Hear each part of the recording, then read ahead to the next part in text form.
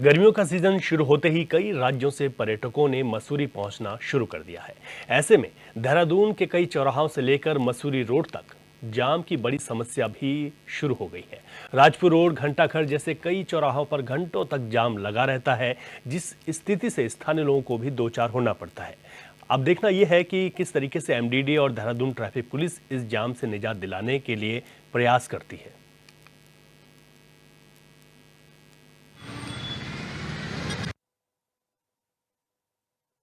गर्मियों का महीना अभी अपने चरम पर पहुंच ही रहा है कि उससे पहले ही देहरादून में ट्रैफिक का जो जमावड़ा है वो देखने को मिल रहा है। हम देख सकते हैं कि इस समय में देहरादून में मौजूद देहरादून हॉस्पिटल के ठीक पीछे और इस रोड पर आप देख सकते हैं जो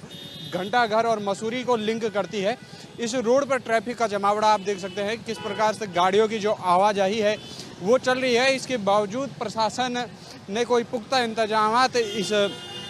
ट्रैफिक को नियंत्रण करने के लिए नहीं किया है।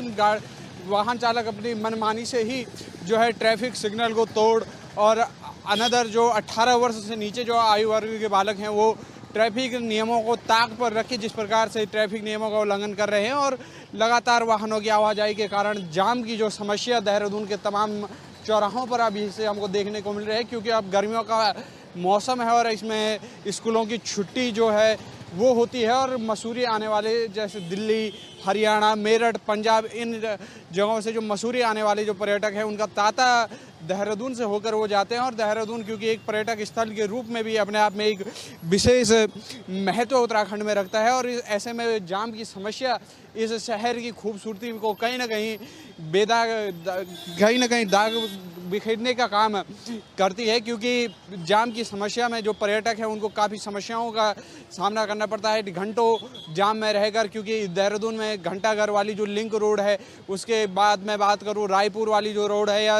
राजपुर रोड है या आईएसबीटी की जो रोड रिस्पना के आसपास की है, उसमें तमाम तरीके से जो जाम की समस्या लोगों को होती है। घंटों लाइन पर खड़ा होकर अपने वाहन में बैठा रहना पड़ता है और तापमान इस समय जो होता है, क्योंकि जून का महीना इसके बाद आता है और जून के महीने में तापमान देहरादून में अपने चरम पर होता है और क्यों इस प्रकार तापमान में जिस प्रकार की समस्याएं वाहन चालकों को या विक्रम में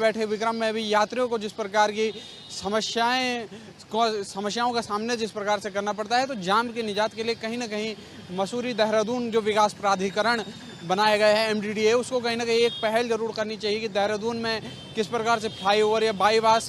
के द्वारा इस जाम की समस्या से निजात दिलाया जाए। और जो ट्रैफिक की समस्या बार क्योंकि ऐसे में दून हॉस्पिटल की जो रोड है यहाँ पर मरीजों का जो है एम्बुलेंस से आना जाना और लगा रहता है और जाम में फंसने के कारण कई बार अनहोनी का सामना उनके परिजनों को करना पड़ता है और कोई अप्रिय घटना ऐसी हो जाती है इस जाम में फंसने के कारण कि मरीज समय से अस्पताल नहीं पहुंच पाता है या बच्चों को, बुजुर्गों को खासतौर तौर पर इसमें समस्याओं का सामना करना पड़ता है। इसके इधर आप देख सकते हैं कि अभी भी लंबी कतारों में जो है जाम इस रोड पर लगा हुआ है और इसके ठीक बाद जो ये चौक है ये घंटाघर पर खुलता है। घंटाघर में क्योंकि पलटन बाज़ार हो या संडे मार्केट हो, तमाम सलीके बाज़ार जो देहरादून के रीढ़ की हड्डी कहे जाते हैं वो लगते हैं और उसमें यात्रियों को या ग्राहकों को तमाम तरीके की समस्याओं का सामना करना पड़ता है। ऐसे ही इस ट्रैफिक पर क्या प्रयास एमडीडीए करता है, ट्रैफिक पुलिस किस प्रकार के प्रयास करते हैं, ऐसी तमाम सलीके खबरों के लिए अपने सहयोगी अर्जुन रावत के साथ मैं हिमांशु गौड़, HNN 24/7 देहरादून।